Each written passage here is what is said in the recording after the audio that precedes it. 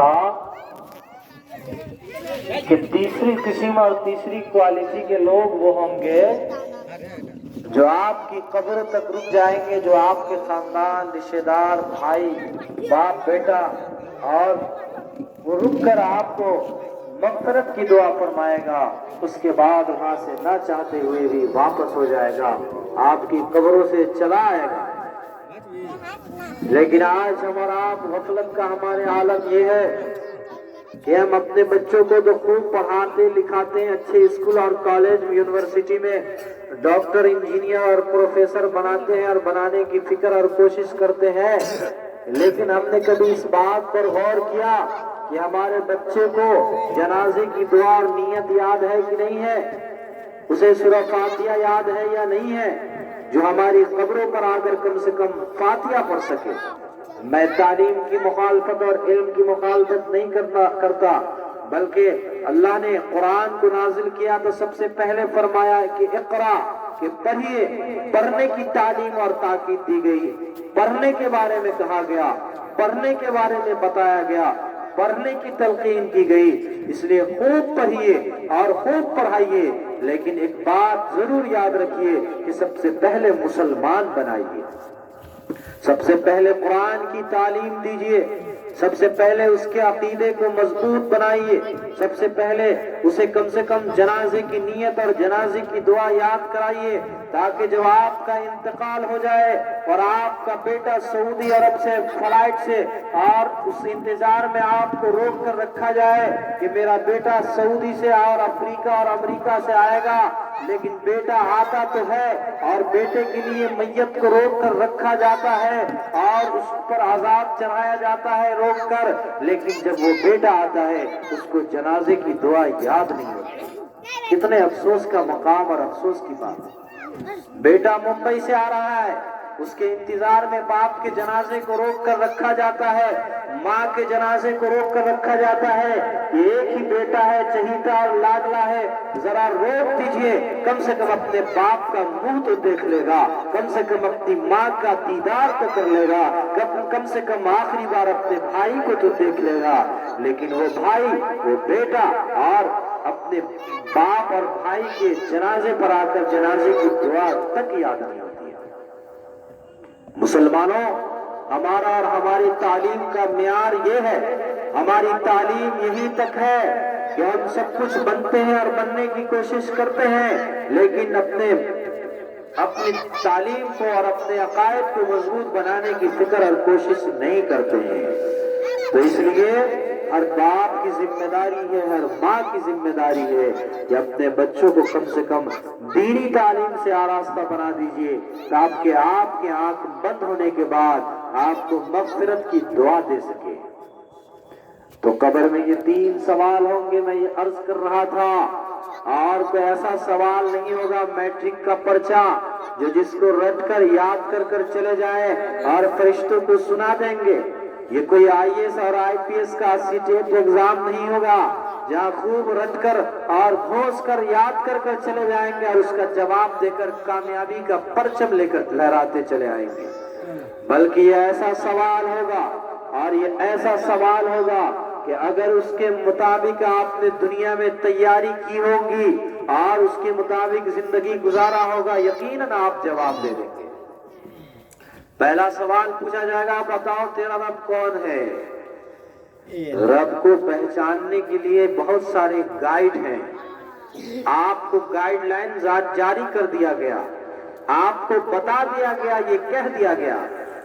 یہ سب جو بتایا جاتا ہے یہ سب ایک گائیڈ لائن ہے، اپنے رب کو پہچاننے کا ایک طریقہ بتایا جاتا ہے، اپنے اللہ کی وحدانیت کو سمجھنے کا اور اپنے آپ کو جہنم سے بچنے کا، جنت میں پہنچنے کا ایک راستہ بتایا جاتا ہے، ایک طریقہ بتایا جاتا ہے۔ پہلا سوال کہ بتاؤ کہ تیرا رب کون ہے؟ اگر بندہ نیک ہوتا ہے، اللہ کے فرمان کے مطابق اپنی زندگی گزارتا ہے، وہ یہ جواب دیتا ہے کہ میرا رب اللہ ہے۔ اپنے رب کی وحدانیت کو اگر وہ سمجھتا ہے تو جواب دیتا ہے کہ میرا رب اللہ ہے، اور اگر نہیں جانتا ہے، نہیں سمجھتا ہے، دنیا کو دنیا کو ایسی زندگی گزارتا ہے دنیا کے اندر جو اللہ کے احکام کو بھلا کر نبی کے طریقے کو چھوڑ کر، تو اس کا جواب کیا ہوتا ہے؟ ہاں لا ادری، میں کچھ نہیں جانتا، میں کچھ نہیں جانتا۔ دوسرا سوال ہوگا ہر کسی سے، اور ہر کسی سے یہ سوال پوچھا جائے گا دوسرا، بتا تیرا دین کیا ہے؟ دنیا کے اندر بہت سارے مذاہب ہیں، بہت سارے دین ہے، کوئی اور دین کو ماننے والا ہے، لیکن صحیح اور سچا دین وہی دین ہے جس کو دین اسلام کا لقب ملا ہے، اور جس کو اللہ نے پسند فرمایا ہے اور کہا ہے کہ میرے نزدیک اگر کوئی دین ہے تو یہ دین اسلام ہے، میرے نزدیک اگر کوئی دین ہے تو وہ دین اسلام ہے، اس کے علاوہ ہم تمام کے تمام دین کو ریجیکٹ کر دیں گے، ہم نہیں مانیں گے اور مانیتا پراپت نہیں ہو سکتا ہے۔ تو بندہ اگر اسلام کے مطابق اپنی زندگی گزارتا ہے تو وہ جواب دے گا کہ میرا دین اسلام ہے، ہم اسلام کو ماننے والے ہیں، دین اسلام کو عمل کرنے والے ہیں۔ اور تیسرا سوال ہوگا کہ بتاؤ کہ تیرے نبی کون ہے؟ اگر ہم نے نبی کی سنت سے، نبی کے چہرے سے، نبی کے لباس سے، نبی کے فرمان سے، نبی کی طرز زندگی سے، نبی کے طریقے سے محبت کی ہوگی، اسے اپنایا ہوگا، اس کو اپنا رہبر بنایا ہوگا، ان کو اپنا میسنجر مانا ہوگا، ان کو اپنا ہادی جانا ہوگا، تو یقین مانیے کہ آپ کا جواب ہوگا کہ میرے نبی محمد الرسول اللہ صلی اللہ تعالی علیہ وسلم ہے، اور آپ صلی اللہ علیہ وسلم کا چہرہ ہماری نگاہوں کے سامنے ہوگا، ہماری نظروں کے سامنے ہوگا، اور ہم جواب دیں گے کہ میرے نبی محمد الرسول اللہ ہے۔ اس لیے کوئی ایسا ایگزام نہیں ہوگا کہ رٹ کے چلے جائیں گے تو جواب دیں گے۔ آپ چاہے جتنا رٹ کر چلے جائے، جب آپ فرشتے کی حلیہ کو دیکھیں گے، جب ان کے لباس اور ان کے انداز کو دیکھیں گے، آپ کانپ جائیں گے، ساری چیزوں کو بھول جائیں گے۔ جس طرح سے طوطا کو ساری زندگی لوگ سکھاتے ہیں کہ پڑھو اللہ، رسول اللہ، اور اسی طرح سے نام سکھاتے ہیں، طرح طرح کی چیز سکھاتے ہیں، لیکن اس طوطے کو جب کوئی بلی اور جھپٹتا ہے اور کوئی کتا پکڑتا ہے تو وہ اللہ، رسول اللہ اور اپنا نام نہیں بتاتا ہے، بلکہ اس کی جو اصل اور اوریجنل آواز ہوتی ہے وہ اپنی آواز ہی بولتا ہے۔ اس لیے جب یہ لمحہ ہوگا، یہ گھڑی ہوگی، ہم ساری چیزوں کو بھول جائیں گے، اور جنہوں نے اپنی زندگی میں مشقت جھیلا ہوگا، رات کے اندھیروں میں مسجد کی طرف گیا ہوگا، رات کے اندر ٹھنڈی کی رات میں اپنی نیند کو چھوڑ کر، اپنے بسترے کو چھوڑ کر، اپنی مشقت برداشت کر کر مسجد کی طرف گیا ہوگا، اپنے رب کو منانے کے لیے، اپنے رب کے سامنے سجدہ کرنے کے لیے۔ یقین مانیے یہی تو تیاری ہے، یہی تیاری ہے اللہ کو منانے کا، اور قبر کے سوالات کے پرچے کو حل کرنے کی تیاری یہی ہے کہ صراط مستقیم پر چلنا، یہ ہماری قبر کے سوال کی تیاری ہے۔ اللہ کے احکام کو دنیا میں ماننا، یہ قبر کے سوال کے جواب کی تیاری ہے، اور یہی تو گائیڈ ہے، اور یہی تیاری، یہ تمام لوگوں کی تیاری ہے۔ دنیا کا ایگزام تو بہت معمولی ایگزام ہوتا ہے، ہم اپنی راتوں کی نیند کو قربان کر دیتے ہیں، ہم چین کو چھوڑ دیتے ہیں، کھانا پینا چھوڑ دیتے ہیں۔ ابھی میٹرک کا ایگزام ہونے والا ہے، کوئی IAS IPS کا ایگزام کی تیاری کرتا ہے، جب آپ 2 بجے رات میں جائیں گے دیکھیں گے وہ بتی جلا کر وہ اسٹوڈنٹ پڑھ رہا ہے،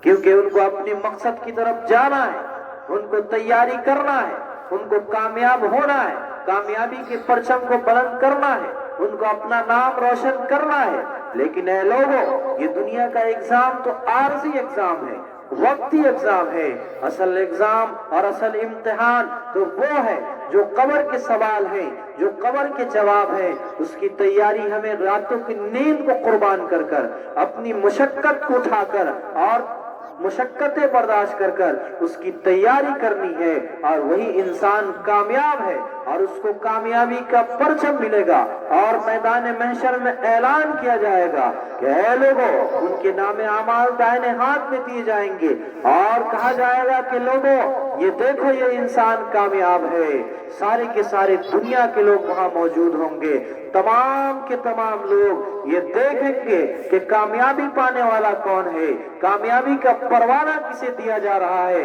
یہ کون انسان ہے۔ جس طرح سے اللهم صل على سيدنا محمد وعلى آل سيدنا محمد افضل صلواتك بعدد معلوماتك وبارك وسلم عليه۔ میرے دوستو بزرگوں، قبر کی تیاری ہم سب کو اس دنیا کے اندر کرنا ہے۔ اللہ کے رسول صلی اللہ علیہ وسلم نے ایک موقع سے فرمایا کہ بتاؤ کہ سب سے عقل مند آدمی کون ہے؟ صحابہ موجود تھے، کسی نے کہا یا رسول اللہ صلی اللہ علیہ وسلم جو سب سے زیادہ نماز پڑھنے والا ہو، کسی نے کہا جو سب سے زیادہ روزہ رکھنے والا ہو، کسی نے کچھ کہا، کسی نے کچھ کہا۔ آپ صلی اللہ علیہ وسلم نے فرمایا کہ لوگوں، سب سے عقل مند آدمی وہ ہے جو موت سے پہلے اس کی تیاری کرنے والا ہو، موت سے پہلے، قبر کے سوال سے پہلے اس کا جواب تیار کرنے والا ہو۔ سب سے عقل مند آدمی، سب سے اچھا آدمی وہی ہے۔ اس لیے یہ زندگی، یہ دنیا ایک قید خانہ ہے۔ ہمیں اس دنیا کے اندر ایسی زندگی گزارنی ہے جیسے ایک مسافر اپنی زندگی گزارتا ہے اور سفر طے کرتا ہے، اسے کسی چیز سے بہت زیادہ مطلب نہیں ہوتا، بلکہ وہ سمجھتا ہے کہ ہمارا منزل کوئی اور ہے، ہمارا گھر کہیں اور ہے، ہمیں گزر جانا ہے۔ اسی طرح سے ایک مومن کی زندگی ہونی چاہیے کہ یہاں سے تو جیسے تیسے گزر جانا ہے، اصل زندگی اور اصل ہمارا مکان اور اصل ہمارا مسکن یہ تو دنیا جنت ہے، دنیا نہیں ہے، بلکہ یہ جنت ہے۔ دنیا تو چند دنوں کی ہے، فنا ہو جائے گی، ختم ہو جائے گی، لیکن آخرت کی زندگی وہ ہمیشہ ہمیشہ رہنے والی زندگی ہوگی۔ اس لیے یہاں جیسا پھل بوئیں گے ویسا ہم کاٹیں گے، جیسا پودا لگائیں گے ویسا ہی ملے گا۔ کسی شاعر نے کہا ہے بڑے اچھے انداز سے، پودے لگائے کھیت میں، پودے لگائے کھیت میں، ہم نے ببول کے، اور کہتے پھر رہے ہیں کہ ہم آم کھائیں گے۔ پودے لگائے کھیت میں،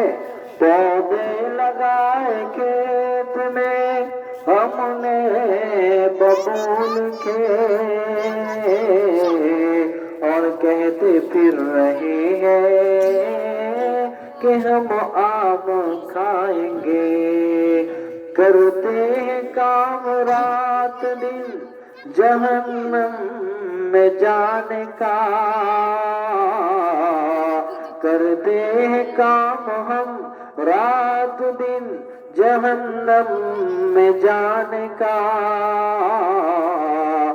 اور دعویٰ کر رہے ہیں کہ جنت میں جائیں گے، اور دعویٰ کر رہے ہیں کہ جنت میں جائیں گے۔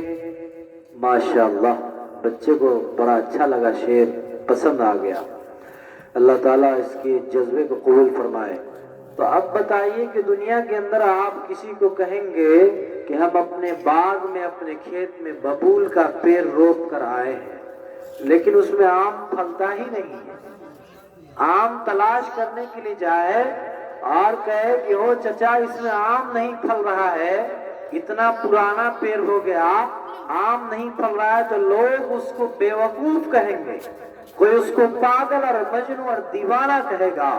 اور کہے گا کہ آپ نے اپنے کھیت میں تو ببول کا پیڑ روپا ہے، اس میں آم کہاں سے ملے گا۔ اسی طرح سے ہماری جو زندگی ہے، ہماری زندگی کے دن و رات ہے، اور ہماری طرز زندگی ہے، ہمارا جو عمل ہے، یہ جہنم کی طرف لے جانے کا ہے، گھاٹے کی طرف لے جانے کا ہے، خسارے کی طرف لے جانے کا ہے۔ پھر ہم کیسے دعویٰ کر سکتے ہیں، کیسے وعدہ کر سکتے ہیں کہ ہم جنت میں جائیں گے؟ اس لیے دنیا کے اندر مشقت برداشت کرنا ہوگا، लोगों का ताना झेलना होगा और ठंडी रातों में अपनी नींद को कुर्बान करना होगा और मस्जिदों की तरफ जाकर अपने रब को मनाना होगा। अपने किए हुए आमाल का दिल में एहसास लेकर, अपने आंखों में आंसू लेकर अपने रब को मनाकर अपने गुनाहों पर शर्मिंदा होना होगा और तौबा करके और असल जिंदगी की तरफ और सिराते मुस्तकीम के रास्ते को ढूंढना पड़ेगा, तभी हम कामयाब हो सकते हैं, वरना खसारा होगा, घाटा होगा, बड़ी तबाही होगी। हर इंसान ये अल्लाह से अर्ज करेगा कि रब्बुल आलमीन आप हमें जिंदगी अता करिए, हमें दुनिया के अंदर भेज दीजिए। हम दुनिया के अंदर जाते हैं और मैं आपसे वादा करता हूँ, मैं आपसे ये अहद लेता हूँ कि मैं दुनिया के अंदर अगर हमें 60 साल की जिंदगी मिलेगी, पलक के झपकने तक मैं आपकी नाफरमानी नहीं करूंगा। लेकिन जवाब मिलेगा फरिश्तों का जवाब कि अब वक्त चला गया, वक्त खत्म हो गया, अब तुम्हें वक्त कहाँ मिल सकता है, अब तुम अपने किए हुए आमाल का हिसाब और उसका मजा चखोगे, तुम अपनी की हुई करतूत का सिला और बदला पाओगे। अब कहाँ किसी को वक्त मिलने वाला है। ऐसे दिन आने से पहले, ऐसा वक्त और लम्हा आने से पहले आप अपने रब को मनाइए। आज मुसलमान नौजवान बड़ी तेजी के साथ तबाही की तरफ जा रहा है। जिस नौजवानों को और जिस बच्चों को कहा गया है कि नौजवानों की इबादत सोना होती है, और जवान जब अपनी जवानी को, अल्लाह रब्बुल आलमीन ने फरमाया और अल्लाह के रसूल सल्लल्लाहु अलैहि वसल्लम की हदीस है कि वो नौजवान रहमत के साए में होगा, जिस दिन नफ्सी नफ्सी का आलम होगा, सब परेशान होगा, कोई पसीने में गर्क और डूबा हुआ होगा, लेकिन वहाँ वो नौजवान बड़ी खुशी और मुसर्रत का इजहार करेगा, मुस्कुराता हुआ होगा। लोग हैरत से पूछेंगे ये कौन नौजवान है, ये कौन आदमी है, कि ये कोई नबी तो नहीं है, या कोई शुहदा तो नहीं है, कोई अंबिया तो नहीं है। जवाब मिलेगा कि नहीं, ये वो नौजवान है जो अपनी जवानी के आलम को अल्लाह की इबादत में लगाया था, जो अपनी जवानी को और अपने आंसू से अल्लाह को खुश किया था। ये वो नौजवान है जिन्होंने जवानी में अल्लाह को याद किया और अल्लाह की इबादत किया था। इसलिए कहा गया है कि जवान की इबादत सोना, बुढ़ापे की इबादत लोहा। लेकिन हमारी जिंदगी क्या है कि हम जवानी में अल्लाह को नाराज करते हैं, जब हमारे अंदर गुनाह करने की ताकत नहीं होती, जब हमारी आंखों की रोशनी चली जाती है, जब बदन की ताकत खत्म हो जाती है, जब जिस्म में कपकपी आ जाती है, बाल सफेद हो जाते हैं, तब हम घुसुक कर और लाठी के सहारे पर अल्लाह को मनाने के लिए जाते हैं, अल्लाह के पास आहोजारी करने जाते हैं। कमाल तो तब है जब आपके जिस्म में ताकत हो, आंखों में रोशनी, बीनाई हो और आपके बाल बिल्कुल काले हो, आप खूबसूरत जवान हो।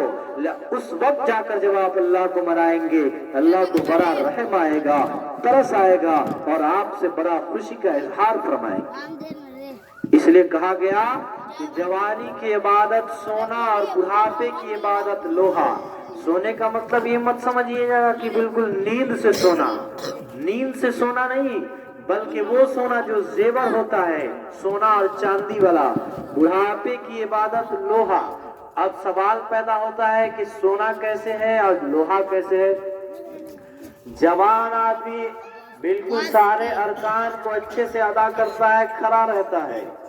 इमाम साहब कितनों लंबा सूरह पर पढ़ने लगे, वो पीछे बहुत अच्छे से खड़ा होता है, क्योंकि उसके जिस्म में ताकत बरकरार होती है और सारी चीज झेलने का पावर होता है। लेकिन लोहा कैसे है? क्योंकि उसके बदन में ताकत नहीं है। इमाम साहब जरा सा लंबी सूरत पकड़ ले तो वो बिल्कुल थरथराने लगता है, कपकपाने लगता है, सजदे में जाता है, उसका वजू बाकी है या टूट गया, इस बात का भी उसको ख्याल नहीं है। कई रकत नमाज हुई, उसकी याददाश्त भी खो चुकी है। इसी तरह से हो सकता है क्योंकि बुढ़ापे के आलम में पेशाब का कतरा भी टपकने लगता है। ऐसी सूरत हाल में आपकी इबादत लोहा हो जाएगी, लोहे के दाम में बिकेगी।